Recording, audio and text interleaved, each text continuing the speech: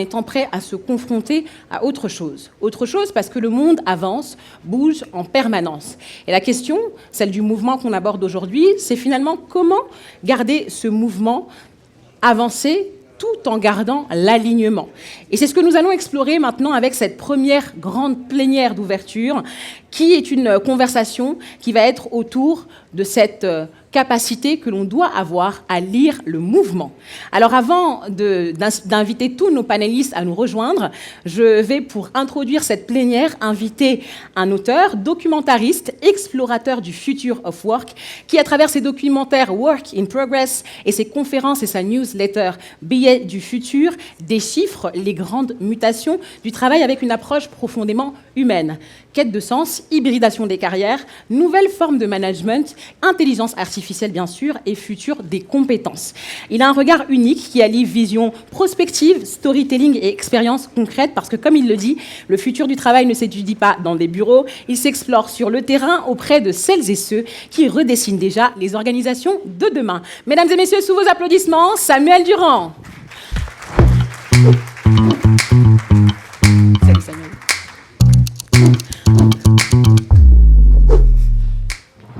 Et bonjour tout le monde, ravi de vous retrouver, très content d'être là. Est-ce que certains à main levée étaient là sur la première édition ? On s'est peut-être croisés, on avait parlé d'intelligence artificielle, quelques-uns. Pour les autres, enchantés. Ça fait 7 ans que j'explore cette thématique des transformations du travail.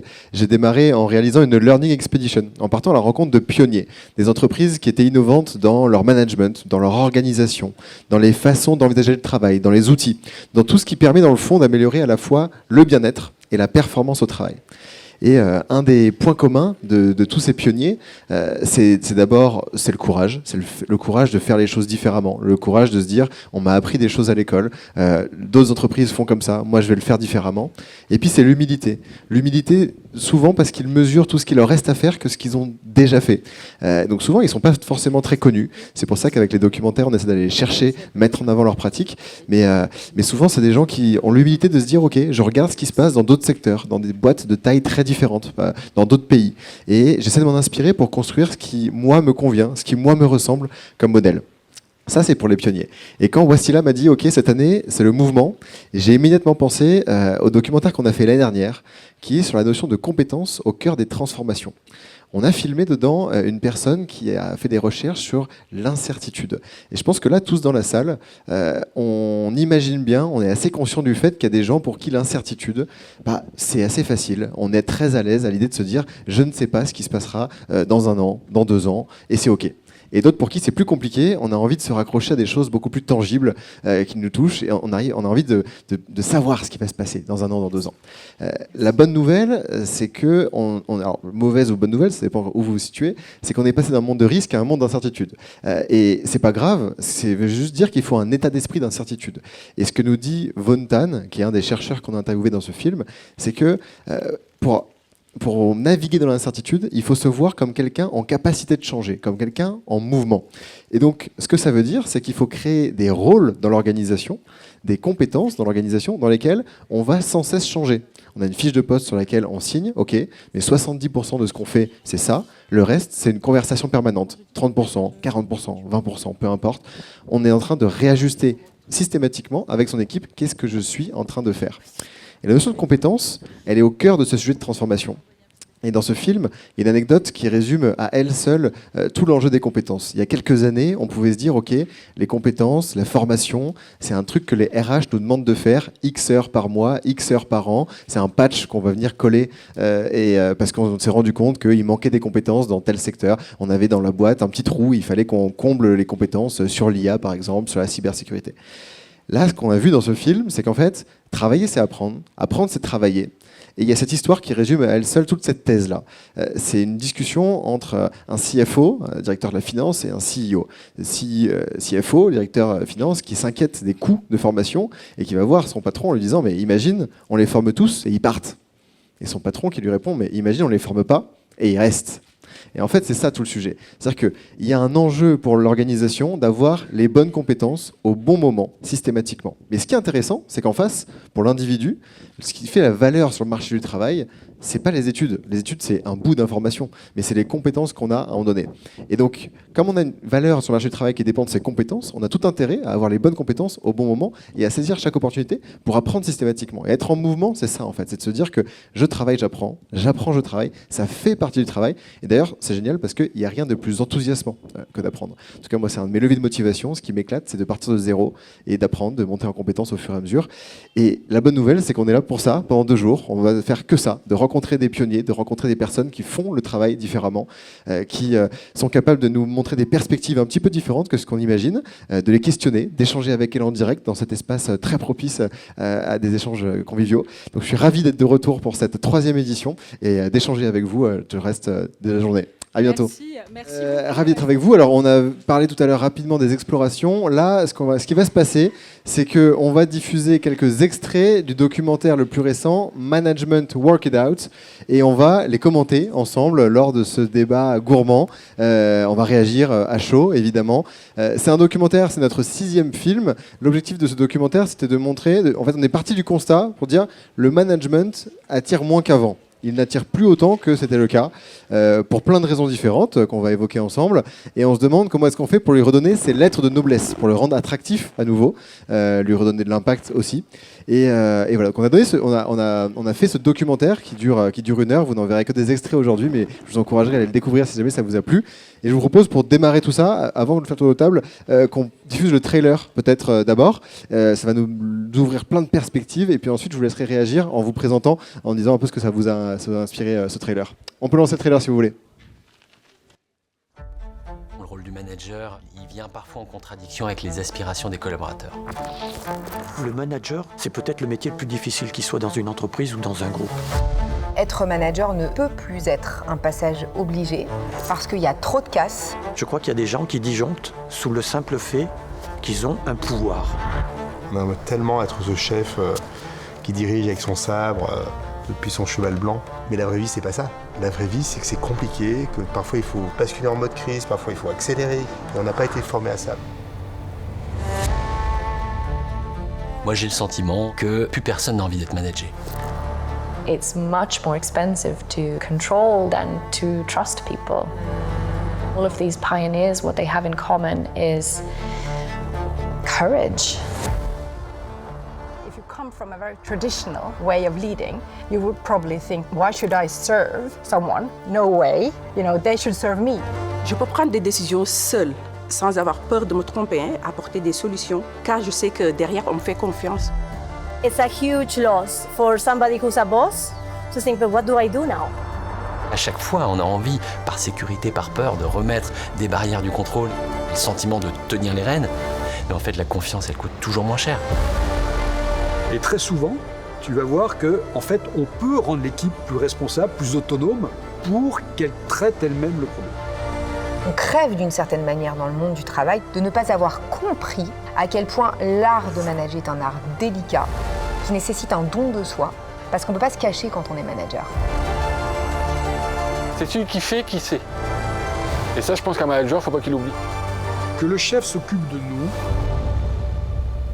nous, on s'occupe du reste.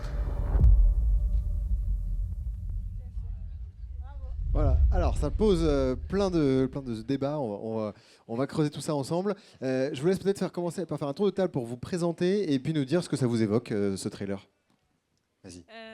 Je me présente, Hind Benani, comédienne. Je gère des projets artistiques et je suis aussi metteuse en scène. J'ai été invitée par l'une des organisatrices, Amal, qui est venue voir notre pièce. Et en fait, je lui disais, mais pourquoi tu veux que je vienne parler de management ? C'est pas mon domaine de prédilection, j'ai rien à dire à ce sujet. Elle me dit non, en fait, ta pièce, elle a mis un éclairage sur la condition de la femme dans le milieu professionnel et je suis là pour en parler. Voilà. Merci. Bonjour tout le monde, moi c'est Mehdi Berada. Donc, pour faire vite, on va dire que ça fait 18 ans que je dirige des entreprises dans des environnements complexes avec une approche plutôt radicale. qu'on a appelée entreprise libérée, entreprise collaborative à gouvernance partagée, et qui est basée sur cette idée que la confiance apporte plus d'argent que le contrôle, ou en tout cas que le contrôle coûte plus cher que la confiance. Par rapport, je pourrais en parler longtemps, mais je vais essayer d'être court. Par rapport au trailer, la première chose qui m'a interpellé, c'est le mot manager. Moi, je suis plus à l'aise avec le mot leader. Parce que le leadership, on pourra aussi en discuter tout à l'heure. Et peut-être une des choses qui me vient, pourquoi leadership, et quand on le dit, il faut se sacrifier. Parce que manager, pour moi, il y a toujours une manière d'être dans une posture, on doit quelque chose à des gens. Le leader est peut-être quelque chose qui me parle plus parce qu'il y a une notion d'inspiration et une notion d'aider les autres à s'épanouir et à trouver leur propre souveraineté. Et je dirais, le truc qui m'interpelle là, c'est partager avec vous une croyance limitante. C'est la première chose qui me vient. C'est que souvent, on croit collectivement qu'avoir de l'intelligence émotionnelle ou de l'émotion vient limiter notre capacité à agir dans le monde professionnel, à prendre des décisions rationnelles. Et je trouve ça fou, parce que ça voudrait dire que la biologie a été mal faite et que la moitié du cerveau ne sert à rien. Et donc, moi, je nous invite à réfléchir sur cette croyance limitante. L'intelligence émotionnelle, si on sait vivre tous les jours avec les émotions, on sait les écouter, les laisser nous traverser, elles sont un langage de l'inconscient et elles viennent s'additionner à notre capacité analytique pour être un meilleur leader. Excellent, merci. On va parler de tout ça et je reviens juste un mot sur cette distinction leader-manager, je trouve très juste. J'ai posé la question à tous les speakers du documentaire, quelle est la différence? Et la réponse que j'ai préférée, moi, c'est de dire le management, en fait, c'est une fonction, il y a des gens qui l'exercent, c'est un métier dans l'organisation. Le leadership, c'est une posture et en fait, cette posture-là, n'importe qui peut l'avoir et on demande à chacun, d'ailleurs, dans l'organisation de demain, d'avoir ce rôle de leadership. On va en reparler. Bonjour tout le monde, Nasser Nebjlil. Moi, j'ai démarré par une carrière classique en finance, donc j'ai été banquier, analyste financier. Et par ailleurs, j'ai toujours été très sportif et notamment alpiniste. Donc j'ai pas mal baroudé pour gravir des montagnes. Et en 2013, j'ai réalisé mon rêve d'enfant qui était de gravir le plus haut sommet du monde, l'Everest.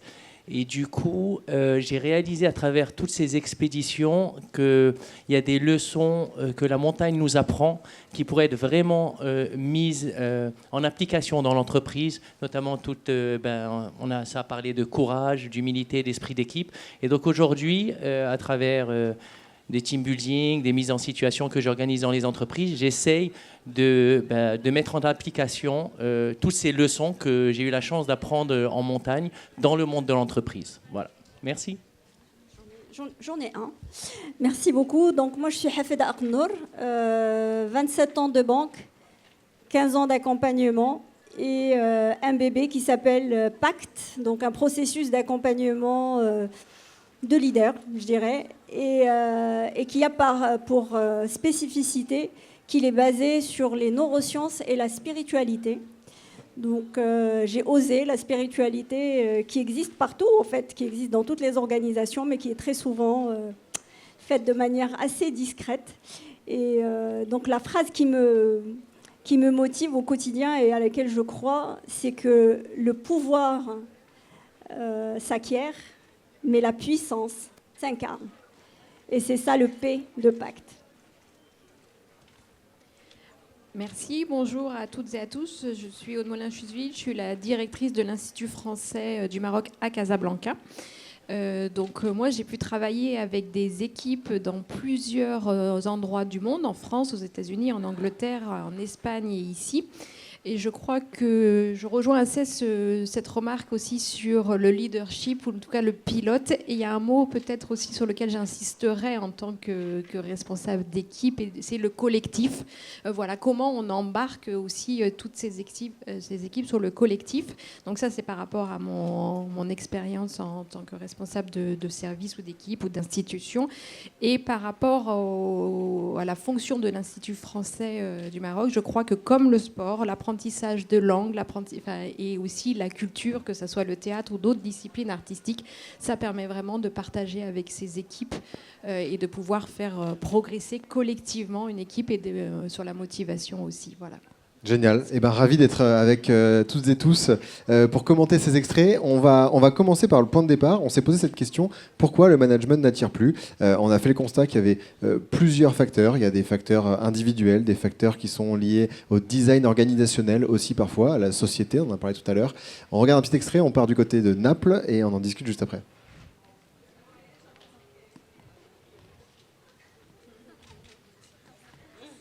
Tu peux lancer, ouais. C'est acté le fait qu'aujourd'hui, être manager ne doit et ne peut plus être un passage obligé parce qu'il y a trop de casse et parce qu'il y a trop d'enjeux sur le sujet de l'engagement en fait. Il y a trop d'enjeux et j'insiste, ça n'est pas un enjeu RH, ça n'est pas un enjeu de bien-être, c'est un enjeu de performance. You know, they say that people don't leave companies, they leave managers. And I think it's true. And so all of these people end up in like people manager roles and they're terrible with people. And I've met many of them also who are like, I don't really like people. I don't want to manage people. I'm not good at it. But you know, my manager said, I think you should do this role, and it was a way to progress in the company, so I said, well, okay, I guess. So there are all of these people who are doing more harm than good. Le manager, c'est peut-être le métier le plus difficile qui soit dans une entreprise ou dans un groupe. Alors ça ne peut plus être un passage obligé.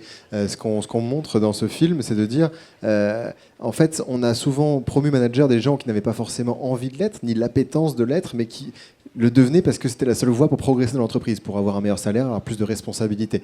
Et ce qu'on appelle aujourd'hui, c'est d'avoir des tracks managériales et des tracks expertise bien distinctes pour qu'on puisse progresser aussi dans l'organisation en dehors du management. Ça, c'est une des premières explications.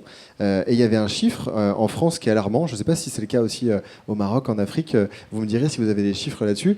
Mais un chiffre alarmant, c'était la proportion des cadres, donc les cadres qui ne sont pas managers, qui souhaitaient devenir managers, qui est passée de 42% à 32%. Donc on a perdu énormément, on n'a plus qu'un tiers des cadres donc, qui potentiellement pourraient devenir managers un jour, qui ont les formations pour, qui ont envie de l'être. C'est une étude de l'APEC qui a regardé ça entre 2022 et 2025. Donc c'est tout récent et c'est assez alarmant effectivement. Le constat, alors c'est assez paradoxal parce que du coup les gens qui ne sont pas managers n'ont pas très envie de le devenir. Par contre ceux qui sont managers continuent à avoir envie de l'être. Donc il y a surtout un désamour dans la représentation qu'on a du manager, pas forcément pour la fonction en tant que telle. Qu'est-ce que vous avez observé? Est-ce que vous avez observé autour de vous que effectivement c'est une fonction qui attirait moins, qu'il y avait des personnes qui se sentaient moins à l'aise dans ce rôle, qui n'avaient pas envie de l'être, ou au contraire que quand c'était bien amené, ça fonctionnait bien? Mehdi. Non, moi ce qui me vient, ça m'étonne pas qu'on ait ce constat. Je pense qu'il y a une injonction, il y a le rôle de manager. Moi, je suis très étonné, par contre, que les managers aiment leur rôle de plus en plus, parce que j'ai l'impression qu'ils sont dans un entonnoir entre des injonctions de la direction, où on a une individualisation trop forte de la responsabilité, et en même temps, on leur demande des choses auxquelles ils n'ont pas été formés. Donc ça, je suis un peu, pas étonné, et ce qui me vient à l'esprit, c'est ce que vous disiez, c'est qu'on commence à voir dans le sport assez aisément que les meilleurs entraîneurs ne sont pas obligatoirement les meilleurs joueurs. Donc les qualités requises pour être un leader ne sont pas obligatoirement celles pour être un expert. Et pourtant, on met souvent les meilleurs experts comme leaders et c'est souvent des catastrophes. Et l'autre chose qui me vient à l'esprit, c'est les organisations. C'est-à-dire que les organisations, moi, il y avait dans le premier témoignage, je peux faire parce qu'on m'a fait confiance. C'est ces injonctions paradoxales qui rendent les choses extrêmement difficiles dans le sens où manager les gens, c'est aussi créer les conditions pour qu'ils s'épanouissent et pas les infantiliser. Et il y a quelque chose, moi, que je vois très très très souvent, malgré le fait qu'on travaille sur le leadership, le servant leader, etc., on voit que la manière dont sont rémunérés les managers ne sont pas liés à ce qu'on dit culturellement, donc il y a ces écarts-là qui sont monstrueux. Et aussi, moi, il y a quelque chose qui m'intéresse beaucoup, que je vois souvent, c'est le manager bienveillant. Et pour moi, là aussi, il y a une souffrance, parce que souvent, ce sont des gens qui sont des sauveurs, qui se mettent en manager bienveillant, et je vous invite à réfléchir si être un sauveur, c'était une manière d'épanouir les autres, ou de continuer à les infantiliser confortablement.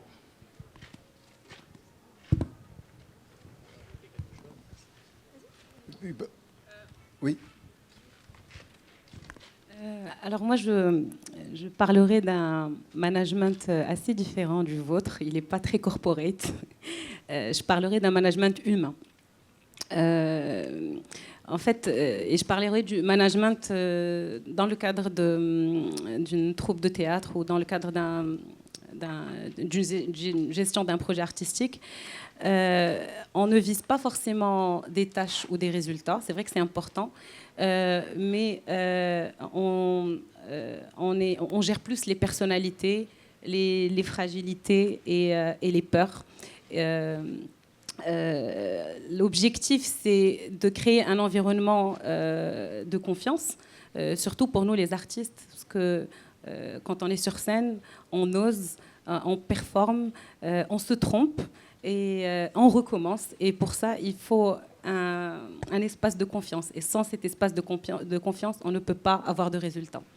Voilà, c'est ce que je voulais apporter par rapport à ce management purement humain. Et moi, dans ma gestion de projet artistique, on essaie de s'écouter, de partager. Et voilà, donc... ouais.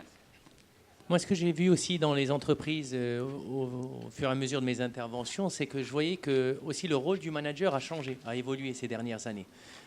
Avant, on était surtout... Moi, j'ai travaillé en banque d'affaires, donc c'est des choses assez normées où les gars sont vachement hiérarchiques. On ne discute pas les décisions des managers. Aujourd'hui, quand même, on évolue vers des prises de décision plus inclusives. Il y a beaucoup plus de formation aussi, parce que moi, souvent, je donne des conférences pendant ces formations. Donc, je vois qu'il y a beaucoup de formations pour les cadres, de plus en plus, pas que dans les banques, mais dans toutes les entreprises. Donc, je pense aussi que ce rôle de manager évolue. Il est très différent d'une entreprise à l'autre. Et ça, quelle que soit la taille de l'entreprise, en fait, ça dépend un petit peu du management au-dessus, le côté humain qu'on a envie d'insuffler dans l'entreprise. Mais c'est vrai que vraiment ce rôle de manager a beaucoup évolué ces dernières années pour rentrer un petit peu ce côté humain qui prend de plus en plus de place. Je vais juste réagir à ça. Je suis d'accord, mais je pense que ça augmente la souffrance. Parce que les pratiques managériales n'ont pas changé avec. La manière dont les primes sont payées, la manière dont on va dire à quelqu'un d'être plus humain, d'être servant leader, mais on va lui donner un bonus sur un objectif qui n'a rien à voir avec ça. Où on va leur dire, allez, on va faire plus de collaboratif, de transversalité. C'est ce que dit l'entreprise, mais le N+1 va le mettre sous pression parce qu'il ne consacre pas suffisamment de temps à son service, alors qu'on pousse à la collaboration. Donc il y a ces contradictions qui augmentent entre cette volonté, parce que c'est moderne, d'être plus humain, d'être plus de servante, mais les pratiques managériales et le fond culturel n'a pas toujours changé en profondeur. En fait, pour appuyer encore plus ce que tu dis, Mehdi, quand on travaille avec des managers ou avec des responsables d'équipe de manière générale, dans les prérogatives RH, souvent, on a une ligne management qui est, à laquelle on donne une proportion d'une 30%. En tout cas de mon expérience. Et donc, en fait, ce que ça veut dire que le manager doit s'occuper de son équipe, principalement, c'est-à-dire de l'état d'esprit de son équipe, non pas de ce qu'ils font, à 30% de son temps. D'accord ? Et le reste, bien entendu, il est dans l'opérationnel, il va accompagner des projets, il va faire qu'on avance vers des résultats concrets avec des KPI. Et 30% paraît très peu pour un manager, parce que logiquement, le manager devrait passer beaucoup plus de temps. Mais le plus grave, c'est que même ces 30%, on a beaucoup de mal à les respecter. C'est-à-dire que le manager, s'il veut faire ce petit bout de chemin avec ses équipes d'un point de vue humain, d'un point de vue accompagnement réel, il doit prendre sur son temps à lui. Donc il doit aller déjeuner, il doit aller dîner, il doit aller prendre un verre, et donc il prend sur sa vie, en gros. Mais ce n'est pas l'entreprise qui lui offre. Et ça, c'est problématique. Ça, c'est vraiment un vrai sujet. Et c'est effectivement une des raisons pour lesquelles c'est une fonction qui peut être moins attractive, parce qu'on se dit il y a beaucoup de temps investi, c'est très dur humainement, et j'ai pas le temps ni la rémunération parfois qui va avec, qui fonctionne bien. On n'a pas fait évoluer tout ce qu'il y a autour de la façon dont on gère ce management. Et parfois, et genre je vous partage du coup là, elle va peut-être s'afficher, ce qui est la loi de Peter. Monsieur, ça s'affiche pas, je vais vous la raconter, c'est pas grave. C'est cette idée de se dire, c'était démontré, Peter qui explique que en fait on promeut les mauvaises personnes managers parce qu'en fait, on est promu dès lors qu'on est bon dans un métier. Et ensuite, on est bon, on continue à être promu, on est promu encore, jusqu'à ce qu'on niveau d'incompétence. C'est-à-dire qu'on est promu jusqu'au moment où on n'a plus les compétences pour le bon poste. Et au bout d'un moment, dans une organisation un peu figée, on se retrouve avec que des personnes à des postes de responsabilité qui étaient excellentes dans leur poste juste avant, mais on n'a pas la lucidité et peut-être pour beaucoup d'ego pour reconnaître que la personne elle est plus bonne dans le nouveau poste. Aussi parce qu'elle a été sélectionnée pour ce nouveau poste sur des compétences qui ne sont pas celles qui sont attendues pour ce nouveau poste, mais pour celles qui étaient précédemment attendues. Et donc c'est parfois une question aussi de système d'organisation et pas toujours de personnalité qui n'était pas forcément faite pour faire ce métier-là. Je voulais vous partager un exemple très frappant. On va regarder un petit extrait chez Michelin en France. Un exemple formidable. Vous connaissez peut-être l'histoire de Jean-Michel Frixon et Jean-Christophe Guérin. C'est un ouvrier qui a passé 43 ans sur des lignes de production chez Michelin et qui raconte dans un livre tout l'impact des managers pour le meilleur comme pour le pire. Il a connu les pires managers, ceux qui vraiment l'ont brisé, ont détruit sa confiance, et d'autres qui, il le dit, ont été comme des seconds papas pour lui. Et ce qui est intéressant, c'est de voir l'impact que ça a eu sur lui, mais l'impact sur l'équipe et sur la performance de la boîte aussi. On peut lancer l'extrait.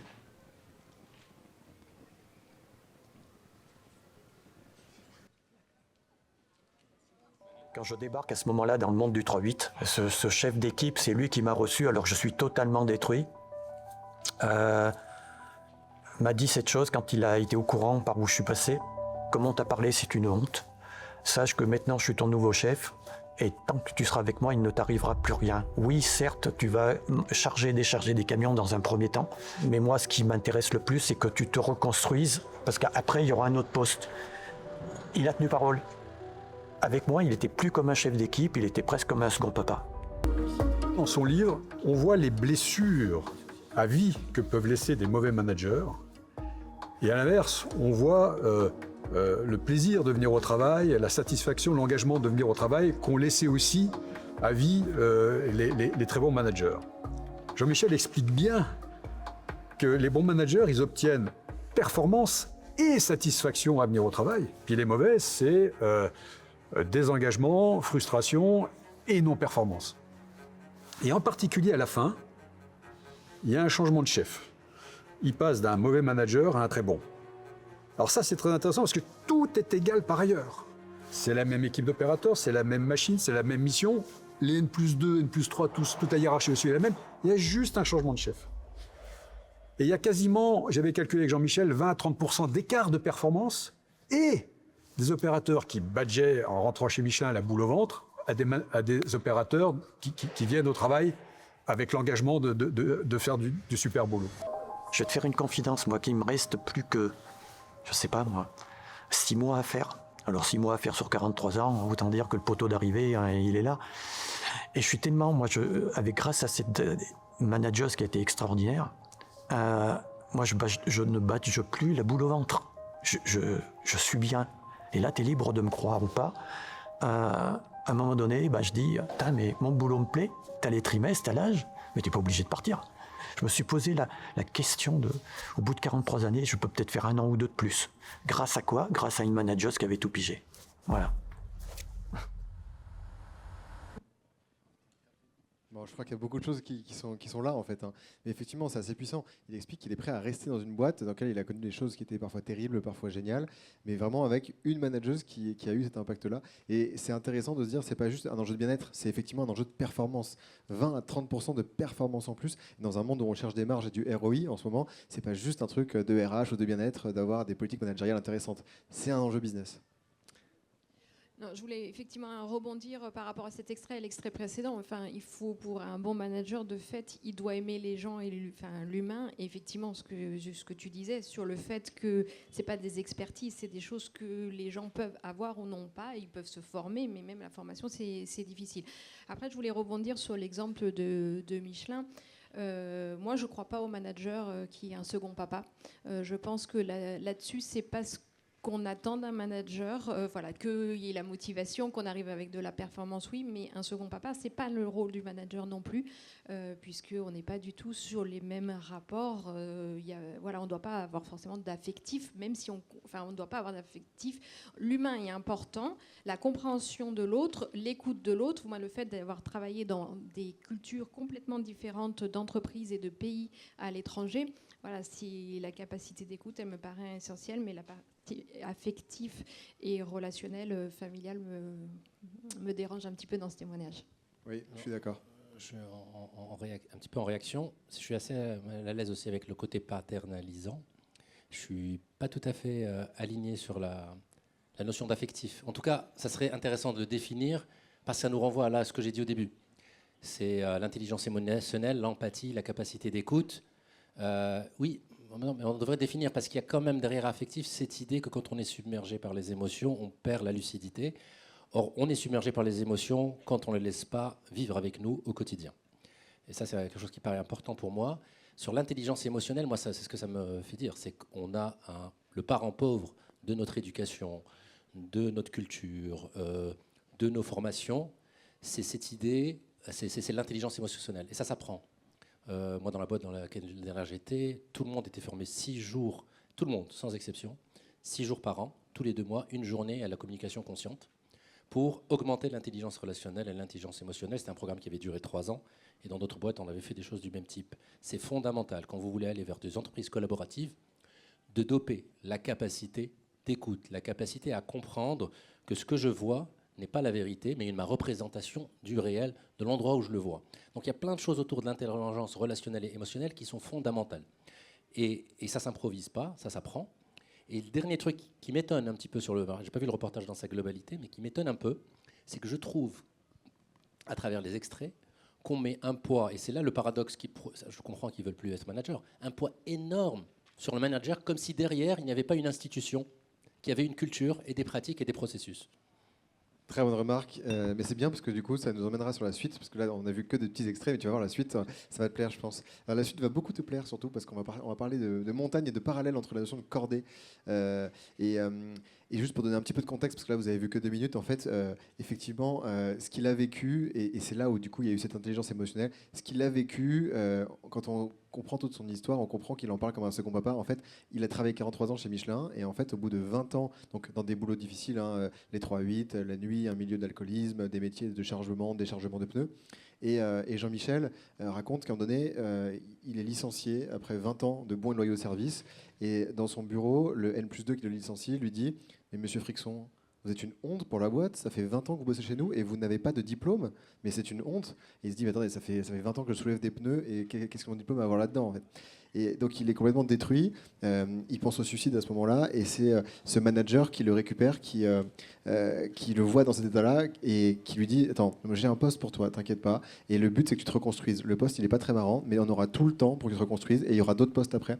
Et donc il a tenu parole, il l'a vraiment aidé à reprendre confiance complètement en lui. Et c'est pour ça qu'il explique qu'il a maintenu ce lien. Mais je pense qu'effectivement, c'est pas sain d'avoir ce rapport presque à la parentalité. Et on a été voir après d'autres boîtes de servant leadership là, dans les pays nordiques.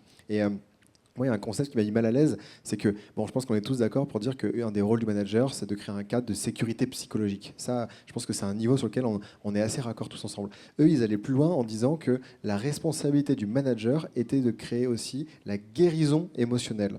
Et là, je pense qu'on va un cran trop loin. Et c'est là que je me suis dit, bon, on est presque parfois à raconter presque tout et n'importe quoi pour faire du management à un moment donné. Et il faut peut-être s'arrêter et mettre la frontière un peu plus tôt. Mais par contre, là où à mon avis, il y a un vrai enjeu, c'est de se dire que toutes les boîtes ne vont pas avoir le même rapport au management parce qu'elles ont des personnalités différentes. Et ce qui est compliqué, c'est qu'on n'a pas forcément tracé des lignes rouges assez claires en fonction des personnalités des entreprises et en fonction du style managérial qui était attendu. Et il y a des boîtes qui vont dire, bah, en fait, nous, peut-être que la guérison émotionnelle, on veut prendre. Peut-être que nous, nos managers sont entraînés à avoir des conversations intimes sur la vie personnelle, sur des maladies que vous pouvez avoir, sur des rôles que vous pouvez jouer, d'aidants, par exemple, à côté. Ils sont formés pour parler de maladies. Ils sont formés, si vous venez le voir en lui disant, moi, j'ai un problème d'endométriose, le manager saura pouvoir accueillir l'accueillir, en parler, parce qu'il a été formé pour. Et d'autres boîtes qui vont dire non, ça reste à la frontière de l'entreprise, c'est ta pudeur, garde ça. Nous, c'est pas le rôle du manager, il n'est pas formé pour, et on n'attend pas que ce soit un sujet débattu en entreprise. Et accepter l'idée qu'il y a des personnalités de boîtes différentes, et donc des attendus managériaux et comportementaux, et des formations qui ne sont pas les mêmes, je pense que ça, c'est un des enjeux aussi pour arriver à avoir des boîtes qui fonctionnent bien. Vas-y. Alors, je suis désolé, peut-être que je prends un peu trop la parole, mais le sujet me passionne. Non, je voulais juste un exemple qui me paraît intéressant sur le servant leader. Quelle que soit la manière qu'on le définit, ce que je constate dans beaucoup de boîtes, c'est qu'on commence à utiliser ces mots, comme ça devient des nouveaux mots du management. Mais j'ai rarement vu, je n'ai jamais rencontré une boîte qui avait un servant leader, mais qui faisait évaluer à la fin de l'année, par les gens qu'on est censé servir, si on contribuait à leur souveraineté. Ce sont les gens qui sont au-dessus, qui décident si cette personne réussit à rendre les champs souverains. Et ça, voilà, un des grands paradoxes de prendre quelque chose qui est moderne, mais de ne pas changer culturellement et la pratique qui va avec. Si on cherche vraiment des servant leaders, demandons aux gens qui sont servis, entre guillemets, s'ils contribuent à leur souveraineté, à leur épanouissement. Et faisons leurs évaluations et leurs augmentations de salaire en fonction de ça. On peut lancer une autre vidéo. Là, on va partir du côté de la montagne. On va faire un parallèle entre le monde de la cordée et le monde de l'entreprise et du management. Et je veux ta réaction après. La figure du guide de haute montagne, elle est hyper intéressante parce qu'il y a tout dedans. Il y a toutes les variations des styles de leadership. En fait, on peut avoir un besoin la veille de rassurer. Donc, on est sur un leadership qui va plus de soutien. Il va falloir aussi avoir de l'ambition. Donc, on va pouvoir parfois pousser des challenges, de dire on peut y aller, on va y arriver, aller plus loin.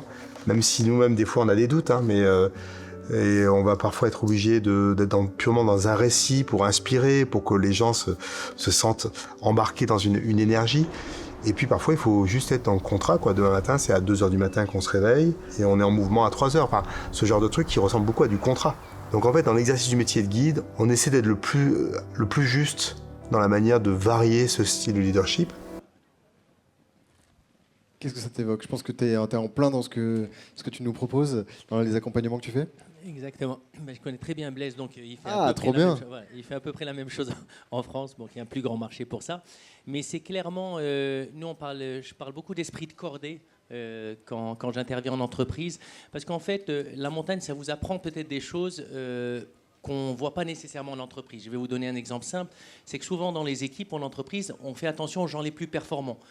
Ceux qui vendent le plus, ceux qui marquent, même au foot, ceux qui marquent le plus de buts. Toujours, voilà, on est dans la performance, les meilleurs.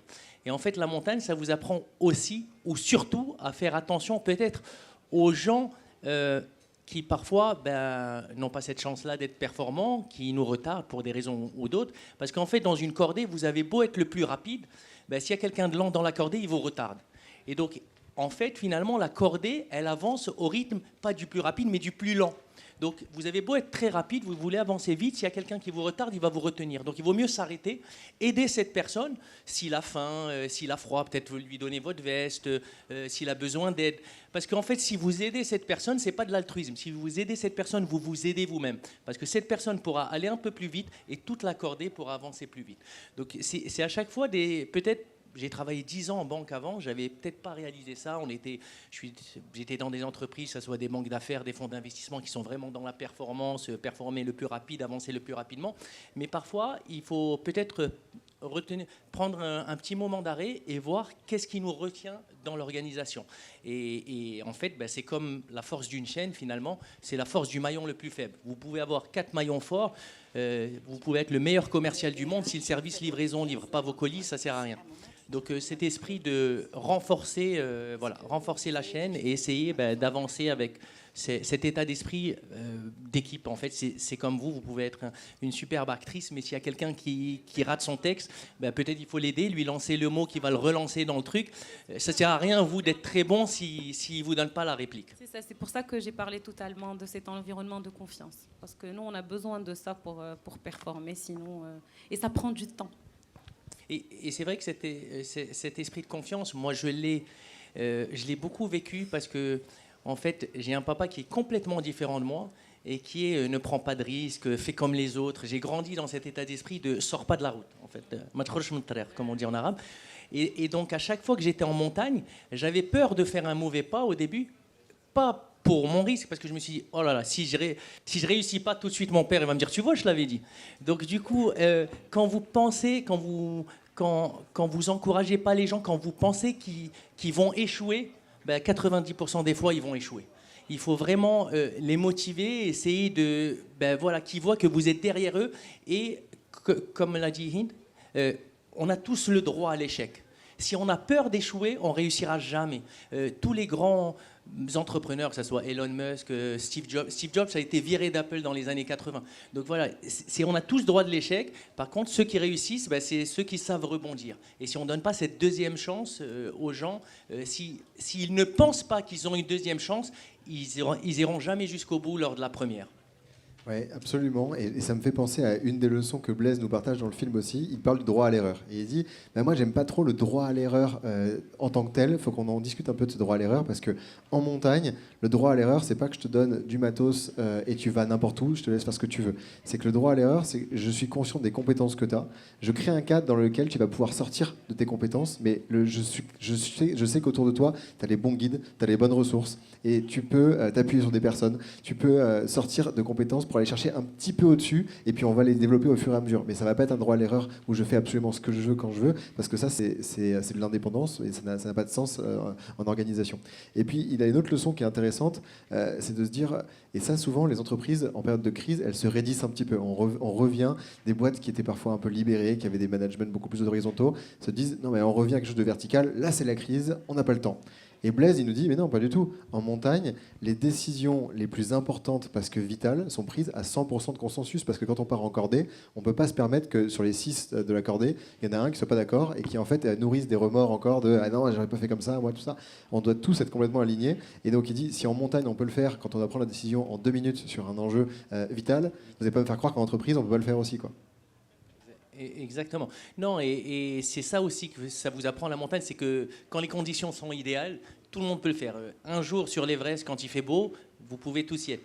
Mais quand les conditions sont difficiles, quand il y a une tempête de neige et tout, si on ne sait pas exactement ce qu'il faut faire au bon moment, ça devient très critique. Et comme vous avez dit, aussi un bon leader, c'est quelqu'un qui sait trancher, qui sait prendre parfois les bonnes décisions au bon moment. Si vous voulez plaire à tout le monde, moi, je suis d'accord avec Mehdi, c'est-à-dire trop de bienveillance, vous irez jamais loin, parce qu'on ne peut pas plaire à tout le monde. Alors, en fait, il y a un sujet qui, moi, me revenait tout le temps dans mes interventions, et honnêtement, je l'ai vraiment découvert en pratique, parce que j'aurais jamais pensé que c'était une clé de succès, que ce soit en termes de management ou de leadership. Et en fait, quand j'entends un peu tout le monde, je pense que ça s'applique un peu partout. C'est le fait de donner le droit aux gens d'être eux-mêmes. Et au fait, que ce soit le manager ou le subordonné, ce qui souvent crée des crispations, ce qui souvent crée des frustrations, et je pense aussi même dans le théâtre, quand on doit se mettre sur une pièce et qu'on est juste contraint par un texte et qu'on n'a pas le choix de le faire à notre sauce, ça sonne faux. Et en fait, c'est exactement pareil en leadership ou en management. Quand on gère une équipe, alors qu'on est obligé de porter un masque parce qu'on a cru que manager, il fallait cocher des cases, on est complètement à côté de la plaque en général. Par contre, quand on adapte son environnement à ce qu'on est, à ce qu'on fait de mieux, quelque chose qui est quasiment inné chez nous. Je sais être bienveillant, je sais être à l'écoute, je sais manager, je sais gérer un projet. Et en fait, ce sont ce type de choses qu'il faut remettre en place dans la tête des gens pour que ça fonctionne et que ça soit fluide. Et en fait, ce que j'ai remarqué, c'est qu'à chaque fois qu'on donne cette possibilité aux gens, les résultats sont juste incroyables, mais vraiment incroyables. En fait, j'ai l'impression qu'il faut du temps pour mettre en place tout ça. Si je peux me permettre, en fait, nous, on est une troupe qui s'appelle 19h Théâtre et on l'a créée en 2014 et à l'époque, on travaillait un peu de manière anarchique. Il y avait une personne qui lidait le projet, c'est lui qui va être le chef de projet et c'était un peu la pagaille. En même temps, on était très jeunes. Et en 2020, comme c'était le Covid et on avait le temps, on a pris 1 an pour nous organiser en comité. Donc on a mis en place plusieurs comités, un comité stratégique, un comité de communication, un comité de logistique. Et en fait, j'ai remarqué suite à ce que vous étiez en train de dire, c'est qu'il faut du temps. C'est-à-dire qu'on ne peut pas prendre une bonne décision managériale. Je ne sais pas si on peut dire ça, parce que en si peu de temps, on ne peut pas... Il faut laisser le temps de prendre les bonnes décisions.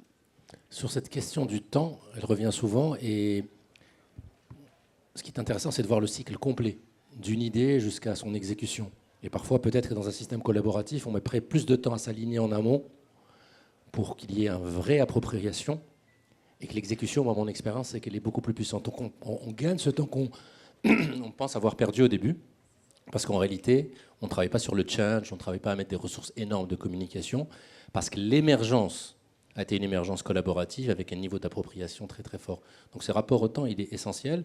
Et ensuite, il y a une deuxième chose qui me vient à l'esprit sur le rapport au temps, c'est que quand on va vers des entreprises de la confiance et qu'on a des outils de pilotage de bonne qualité, on est en capacité de créer des espaces de confiance et d'action qui sont plus grands, et que les leaders doivent se poser la question de leur rapport maladif au contrôle.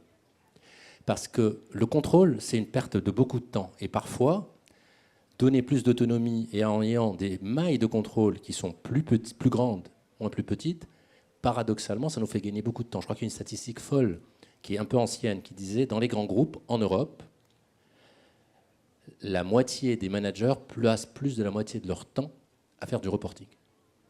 Et donc, ça veut dire quel temps on pourrait gagner si on avait plus de confiance et de capacité à laisser agir les gens en les contrôlant a posteriori sur des critères différents.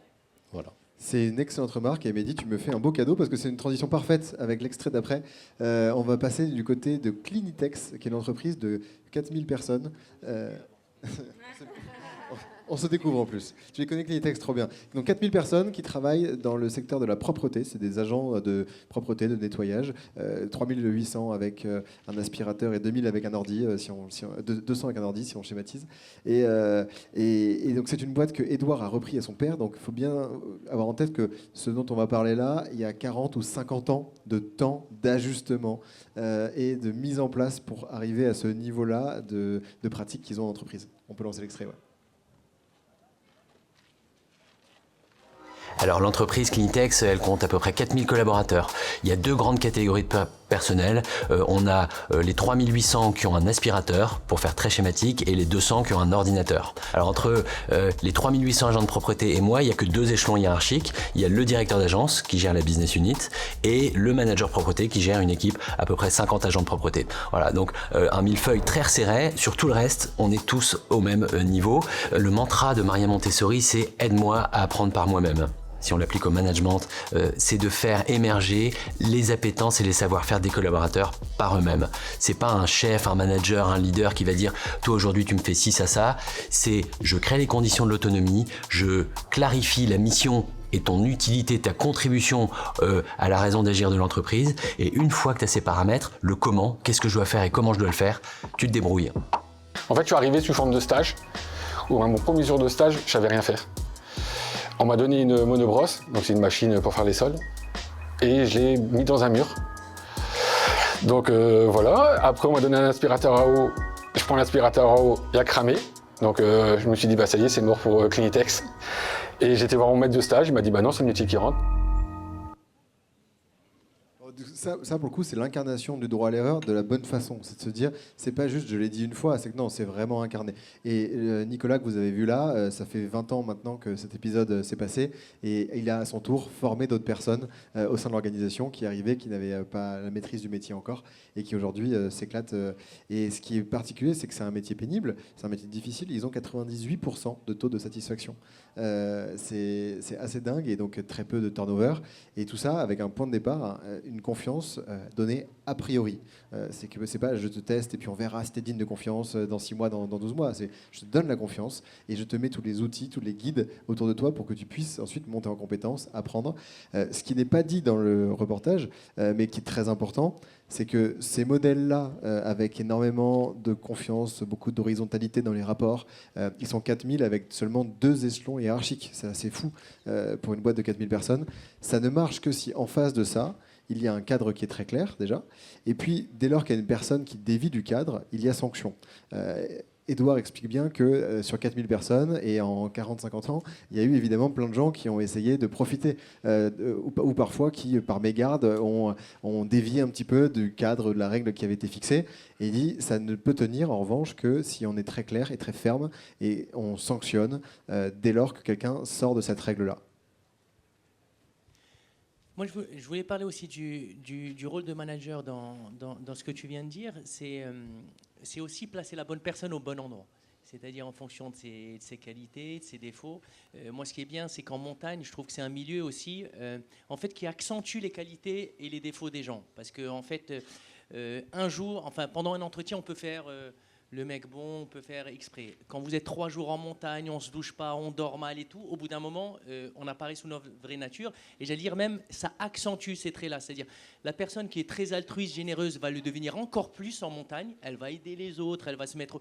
Et celui qui est égoïste, qui est un peu leader, qui pense qu'à lui-même, bah, c'est le premier, dès qu'il y a un problème, il va dire « moi, je vous attends au refuge, vous me rejoignez ». Parce que, bah, en fait, les masques tombent. Donc, moi, souvent aussi, en entreprise, j'emmène des comités de direction faire le Tchoupral ou faire des expéditions, parce que je leur dis, vous allez voir, vous allez découvrir vos collègues sous un autre œil, sans costume, dans leur pire moment, au réveil, quand ils sont un peu énervés, ils n'ont pas encore pris leur café, quand ils mangent mal. Il y a des gens dont je fais partie, quand je mange pas, je suis un peu tendu. donc il vaut mieux pas me rencontrer à ces moments-là. Donc encore une fois, et la deuxième leçon aussi que j'apprends, que j'ai appris en montagne, mais aussi en entreprise, c'est que tout le monde ne peut pas devenir excellent. Le rôle du manager, c'est aussi de maximiser le potentiel de chacun. Il y a des gens qui vont avoir 10 sur 10, mais quelqu'un que vous faites passer de 4 sur 10 à 6 sur 10, ben c'est 50% de croissance. Donc c'est déjà génial. Donc ça aussi, faut pas essayer de se dire on va rendre tout le monde bon. Moi je me rappelle quand j'étais petit au foot, quand quelqu'un ratait un but, je m'énervais sur lui. Mon père me disait s'il a raté, c'est qu'il peut pas. Lui aussi il a envie de marquer. S'il n'y arrive pas, c'est qu'il peut pas. Tu peux l'aider, mais plus tu vas lui dire t'es nul, plus la prochaine fois qu'il va vouloir marquer, il va encore rater. Donc la prochaine fois, tu lui fais-moi une passe au lieu de tenter de marquer. Donc ça aussi, c'est le rôle du manager, c'est essayer d'être à l'écoute, de bien comprendre les gens qui travaillent avec nous, de se dire cette personne, à quel endroit de l'organisation, ça va être la meilleure. Même chose, pièce de théâtre, il y a des gens peut-être qui sont bons pour certains rôles. Il y a des personnes, par exemple, qui ont besoin de plus de répétition que d'autres. Et il y en a qui veulent juste répéter 2 ou 3 fois, il y en a qui veulent répéter 10 fois. Et du coup, celui qui répète que 2 ou 3 fois, il est obligé de s'aligner avec ça. Si on a un bon metteur en scène et s'il est à l'écoute, ben justement, ça rejoint un peu ce que tu dis. C'est un peu l'idée des cordes. C'est exactement la même chose. Moi, je voulais rajouter un point. C'est sur je connais très très bien nos amis. Ce qui me paraît important, c'est que souvent c'est difficile à comprendre, à visualiser des entreprises comme ça. Évidemment, l'idée, c'est pas d'aller vers ça, parce que c'est vraiment radical. Mais qu'une des choses que je rencontre en chemin, c'est que les gens ont du mal à visualiser et ils croient que les entreprises où il y a beaucoup d'autonomie, c'est des entreprises où il y a peu de règles. Et la différence, c'est que c'est pas qu'il y a peu de règles. Déjà, il y a un travail énorme qui est fait autour de la raison d'être de la vision, et idéalement, en travail collaboratif et commun pour que l'émergence soit commune et qu'il y ait une vraie appropriation. Je répète beaucoup l'appropriation, mais c'est un enjeu majeur. Ça, c'est l'enjeu majeur, parce que c'est le premier cadre. Où on va ensemble, quelles sont nos valeurs, et évidemment l'espace de pouvoir en parler, pour voir est-ce qu'on les vit vraiment. Et quand on ne les vit pas, on peut dire aux leaders, etc., je suis désolé, mais tu n'es pas conforme à nos valeurs, etc., et que ça a une incidence. Et la notion de cadre, je pourrais prendre quelques exemples, mais parfois ça crée l'anarchie, parce qu'on n'a pas été formé à travailler dans des cadres collaboratifs, au-delà de l'intelligence relationnelle. Idéalement, c'est de codéfinir le cadre ensemble. Et ça peut être un truc tout bête, avoir un espace commun où il y a une cuisine. Et moi, je me rappelle dans la boîte dans laquelle j'étais, à un moment, c'était parti en cacahuète, et on m'a dit, mais il faut que tu réagisses, il faut mettre un règlement intérieur sur la cuisine. Et moi, comme j'avais encore des réflexes, j'ai dit non, on ne sait pas ce qu'on va faire, on va réunir tous les gens qui sont volontaires du siège, et on va se dire quelles sont les règles communes qu'on s'applique, et après, on va vraiment les exécuter pour gérer cet espace commun.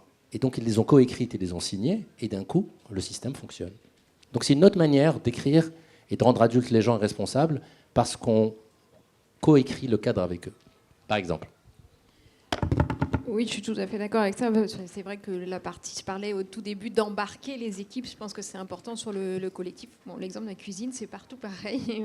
Et effectivement, ça fait réagir. Je voulais juste dire aussi par rapport, effectivement, sur l'autonomie, ne fonctionne que s'il y a des règles, effectivement. Si on arrive à former aussi nos équipes pour les rendre autonomes et leur permettre de rebondir par rapport au droit à l'erreur.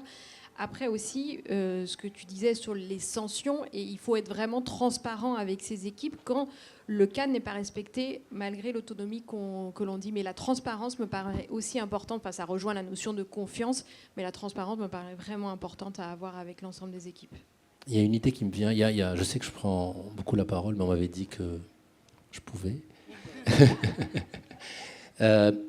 Dans une usine, je vais partager des exemples parce que je peux être aussi beaucoup dans la théorie, mais on va prendre quelques exemples. Dans une usine, dans notre groupe, on avait les ouvriers se plaignaient du fait qu'au départ, pour avoir accès à de l'intérim, il fallait passer par les bureaux, les téléphones dans les bureaux. Il n'y avait pas de téléphone ouvert dans les usines. On a mis en place des téléphones dans les usines. Et donc, ils ont commencé à gérer l'intérim par eux-mêmes, le plus d'autonomie possible des ouvriers. Bon, il y avait plein d'exemples où ils se sont autonomisés et ça a démultiplié la performance. Mais à un moment, il y a eu des gens qui ont abusé. Et donc, on a eu des appels à l'international. Moi, je rappelle tout le monde de se rendre compte que le coût d'opportunité, de désengagement de ceux qui veulent être engagés est très supérieur au coût du contrôle des passagers clandestins. Et si on gère toute une boîte en fonction des passagers clandestins, on perd tous les autres. Donc là, pareil, le même réflexe. Et c'est là où beaucoup d'entreprises libérées se perdent. On dit, il faut sanctionner, et il faut trouver qui sont les coupables. Et donc, il faut arrêter les téléphones. Ça ne marche pas. Et moi, je dis non, ce n'est pas notre culture.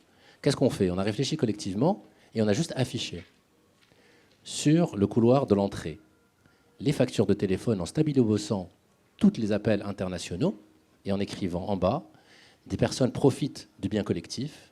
Si on sait qui c'est, ne feront plus partie de l'aventure. Il n'y a plus eu de dérive. Et on n'a sanctionné personne parce qu'on n'a pas trouvé, mais on n'a pas cherché. Mais c'est une autre manière de réguler le système. Ouais, c'est une très bonne remarque. Et Edouard, du coup, de Cleantex, qu'on a vu juste avant, il explique que lui-même, quand il y a des gens qui abusent de sa confiance, il est le premier à se dire tout de suite à chaud, je dois remettre du contrôle. En fait, les notes de frais libres qu'on ne contrôle pas, ça ne fonctionne pas, les gens en abusent. Et c'est là où c'est important, en tant que bon manager, de se connaître, parce qu'il sait, non, en fait, à chaud, je réagis mal. C'est pas la bonne façon de voir le truc, parce que ça fait 40 ans que 99% des gens n'abusent pas. Là, on a eu un cas de déviance, donc lui, on va le sanctionner, et on va pas remettre une règle de contrôle de plus qui va pénaliser les 99% qui n'abuseraient jamais. Donc c'est pour ça que même lui, même dans un niveau aussi poussé de boîte autonomisée comme ça, il y a quand même ce réflexe parfois, mais quand on se connaît, on le laisse décanter, on réfléchit, et à tête reposée, on prend la bonne décision derrière. On va prendre un autre exemple, un dernier exemple d'une boîte. Alors là, pour le coup, je n'ai jamais vu ça. C'est une entreprise libérée, mais libérée pas de la façon dont on l'imagine habituellement. C'est-à-dire que c'est un fonds d'investissement qui s'appelle Chrysos. Ce fonds d'investissement s'est donné pour mission d'acheter des boîtes et de les libérer. Donc ils vont prendre des boîtes d'une 50aine de personnes, qui est plutôt en mauvaise posture financière, pas en grande forme, avec un peu de désengagement, et ils se donnent quelques années pour la remettre en forme, en bonne santé financièrement, et ensuite la revendre. C'est un fonds d'investissement, donc ils veulent gagner de l'argent. Ce qui est très fort, c'est que en fait, quand on libère une boîte, souvent ça marche bien au début, et puis ça marche plus dès qu'il y a la première crise, parce que tout de suite, on n'a pas forcément travaillé sur les fondamentaux, on n'a pas réussi à embarquer tout le monde de la bonne façon, et on revient parfois sur des réflexes un peu traditionnels dans l'organisation. Et eux, comme ils vont revendre l'entreprise à un moment donné, donc il y aura un changement de propriétaire, il y aura un changement de direction, ils ne peuvent pas se dire on va faire un travail, et puis ensuite tout va s'effondrer dans 5 ou 7 ans quand on va la revendre. Donc il faut qu'il y ait une transformation qui soit tellement radicale, tellement poussée, tellement acceptée par tout le monde, bon, déjà qu'elle prenne du temps, mais qu'elle puisse survivre à ce moment de revente. Et ce qui est très très puissant, c'est la façon dont ils l'ont fait. Et c'est, je crois, la raison pour laquelle c'est une des façons de rendre pérenne ce modèle des entreprises libérées, qui est extrêmement rigoureux, extrêmement difficile. Et c'est pas un objectif à poursuivre forcément pour tout le monde ici. On peut lancer l'extrait. So my name is Dunia Reverter. I'm the general coordinator of Indaero. Indaero is the company that the Chrysos Fund first acquired. And Chrysos is a fund that has for mission to acquire companies and transform them to liberate them. If we want to have really liberated, decentralized, purposeful organizations, we need to have 3 shifts. And the first shift is a shift in our 5 core organizational systems. So those are how we make decisions, how information is shared around the organization, like information flow, feedback flow, like how do we learn what's working and not working, what does good look like, resource flow, so how do we decide where money goes, human resources, who does what, all of those decisions, and then conflict, how do we engage with conflicts. The fate of maintaining a new culture has a lot to do with personal development for everybody. Because if everybody has in their DNA this style, it's a lot more difficult. And many transformations in the past that have been very successful, and as soon as the coordinator leaves, collapse, also have to do with everyone in the organization not having gone through all this personal development to ensure that we sustain it. En fait, ce qui s'est passé dans cette boîte-là, c'est que pendant la première année de transition, déjà, ils ont fait voter les gens. Est-ce que vous voulez qu'on vous rachète? Parce que nous, si on vous rachète, on va supprimer toutes les organisations hiérarchiques, on va supprimer le pouvoir, on va le redistribuer. 80% des gens ont voté oui. Et ensuite, ils ont tous été formés à la communication non violente, à la facilitation, à la gestion des conflits. Il y a un problème qui émerge, et ben, on est capable de faciliter une session pour qu'on puisse en discuter tous ensemble. C'est pas facile parce qu'il y a des personnes dans l'organisation qui sont confrontées à des sujets sur lesquels, avant, elles ne se prononçaient pas. Typiquement, la boîte a fait du chiffre cette année. Est-ce que les primes, on va les verser avec un pourcentage en fonction du salaire, ou est-ce que ça sera la même prime pour tout le monde? Bon, bah, c'est des sujets sur lesquels un tas de gens n'étaient pas questionnés. Ou autre sujet, donc c'est une boîte Indaero qui fait des composants pour l'industrie aérospatiale. Donc, ils fabriquent des composants pour des avions. Et jusqu'à présent, ils faisaient des avions sur des métiers de transport et de santé. Là, leurs clients leur proposent de venir faire des composants pour des drones de guerre et pour des avions de guerre. Et là, dans la boîte, il y en a qui se disent c'est génial, opportunité de croissance, les clients nous font confiance, allons-y. Et d'autres qui disent non, c'est une ligne rouge, moi je ne veux surtout pas contribuer à fabriquer des drones tueurs. Et donc là, il y a un débat, parce qu'en fait, la prise de décision, elle va concerner absolument tout le monde dans l'organisation. Les 50 personnes qui n'étaient pas forcément formées et sollicitées sur ces questionnements-là avant, qui étaient pris par la direction. Donc c'est extrêmement difficile. Et il y en a qui disaient, parfois, j'aimerais rentrer chez moi et que le manager ait pris la décision. Je rentre chez moi épuisé parce qu'en plus de mon boulot, je dois faire aussi tout ce travail de transformation personnelle. C'est des suivis avec des psychologues, c'est des suivis avec des coachs à longueur de journée. Et c'est très intense émotionnellement dans cette transformation-là.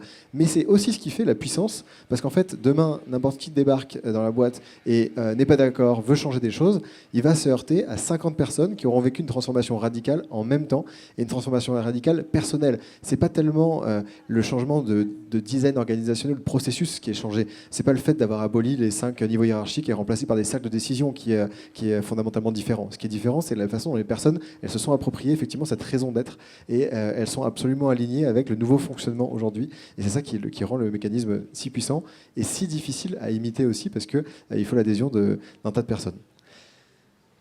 Alors on va arriver à la fin de la session. Je crois qu'on a le temps par contre. Si jamais quelqu'un a envie de réagir dans le public, on est là aussi pour échanger. Parfait, une ou deux remarques. On va pouvoir passer les micros. C'est parfait. Merci. Alors moi, le management, c'est un sujet qui m'intéresse particulièrement.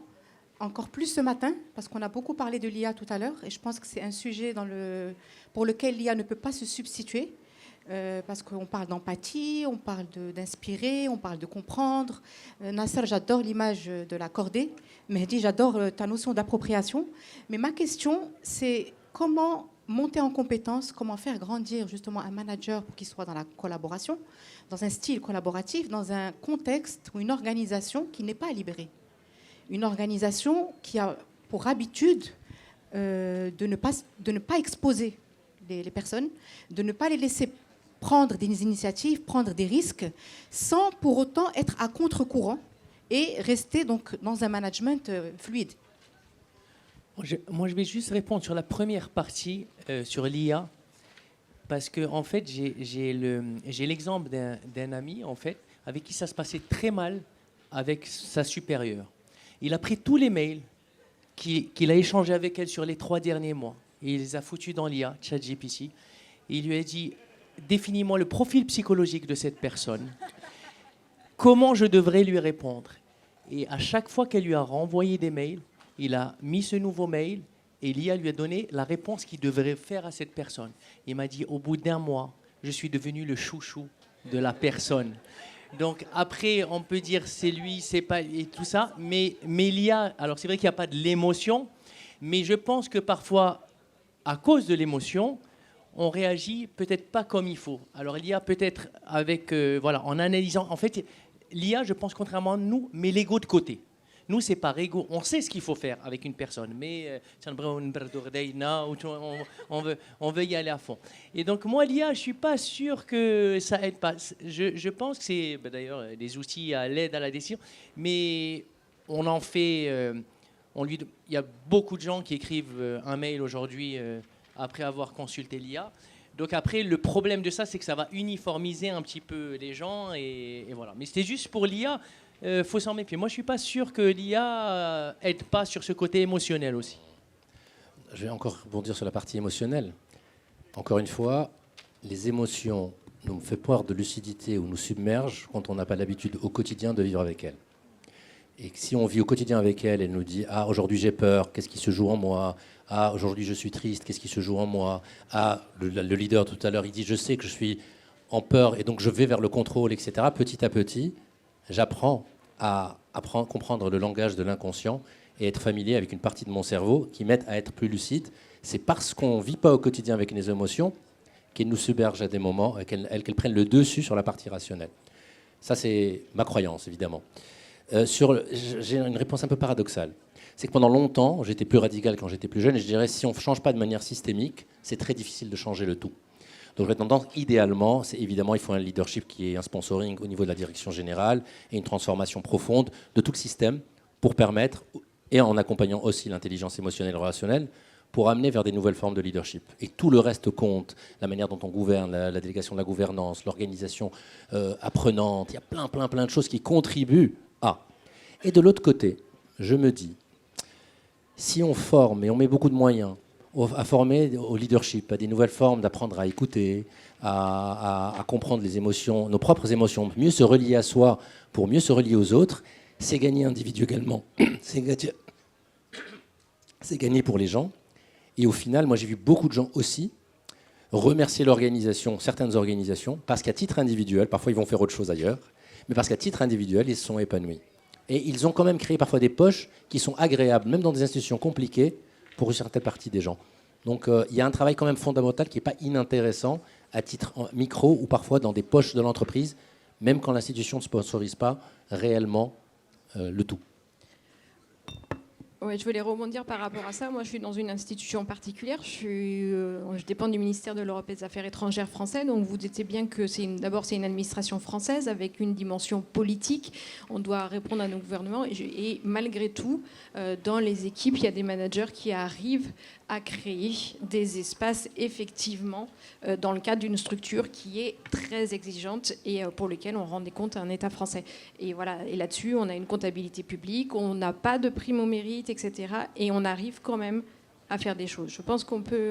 on se rejoint complètement par rapport à ça. Tu voulais conclure, un mot de la fin ? Oui, on arrive sur la fin de la session. Alors, en fait, moi, j'ai adoré ce que tu viens de dire, parce qu'effectivement, très souvent, on a tendance à croire que le poids de l'organisation peut empêcher d'être soi, de faire les choses à sa manière et justement de tirer les gens avec soi. Et en réalité, c'est pas vrai, en fait. C'est-à-dire que plus vous allez vous concentrer sur ce qui vraiment vous motive quand vous arrivez le matin à voir les gens autour de vous, en tout cas votre petit cercle, heureux et motivé et boosté en fait, dans ce qu'ils sont réellement, et plus vous allez faire l'exception. Et d'ailleurs, ces exceptions existent dans toutes les organisations. Il n'y en a pas une seule organisation, vous n'allez pas trouver un service en particulier où ça fonctionne. Et en fait, la vraie question, c'est pourquoi ? Pourquoi eux, ils arrivent à fonctionner et pas les autres ? Et donc, en fait, le pourquoi souvent est très souvent lié à ce manager qui, lui, a compris que quelque part, quelle que soit l'organisation, quelles que soient les données de l'organisation, et je vais donner un exemple qui, moi, m'avait marqué, au fait, qui était vraiment incroyable. J'ai vécu des crises, bien sûr, financières, où les budgets étaient coupés, où les managers ne savaient pas quoi faire pour rémunérer, ou en tout cas pour remercier leurs collaborateurs qui avaient performé. Parce que zéro budget pour les primes. Et j'en ai vu un qui a fait exception et qui, en fait, il a pris le budget qui restait des formations et il leur a dit, celui-là, je vais l'utiliser pour donner des primes à mes équipes. Et donc, en fait, il s'est coupé, entre parenthèses, un doigt. Donc, il pouvait de toutes les manières pas former tout le monde. Mais tout ce qu'il pouvait faire, en fait, c'était en utilisant ce budget-là, motiver et continuer d'avoir cette confiance de ses collaborateurs et de les voir encore, de les remercier, peut-être moins que ce qu'il aurait pu faire s'il avait un vrai budget. Mais en tout cas, il l'avait fait. Et c'était le seul dans une organisation. Et je trouve ça extraordinaire. C'est-à-dire ces gens qui arrivent à sortir du... Sympa de le partager. J'étais dans une organisation où, dans le cadre des augmentations annuelles, les budgets étaient ce qu'ils étaient. Et il y avait un manager qui avait besoin d'augmenter un membre de son équipe plus que ce que le budget donnait. Il a pris son propre budget. Il a distribué son taux d'augmentation à lui, à son équipe. Voilà, donc ça rejoint un petit peu ce que vous venez de dire. Merci beaucoup. On arrive sur la fin de la session. Un immense merci à tous les 5 pour vos témoignages. Merci à tous. Si ça vous a plu, le documentaire s'appelle Management Work It Out. Vous pouvez le retrouver en ligne. Merci Wassila. Merci à toute l'équipe d'organisation pour ce forum. Profitez bien de ces 2 jours. Et nous, on va faire une photo absolument.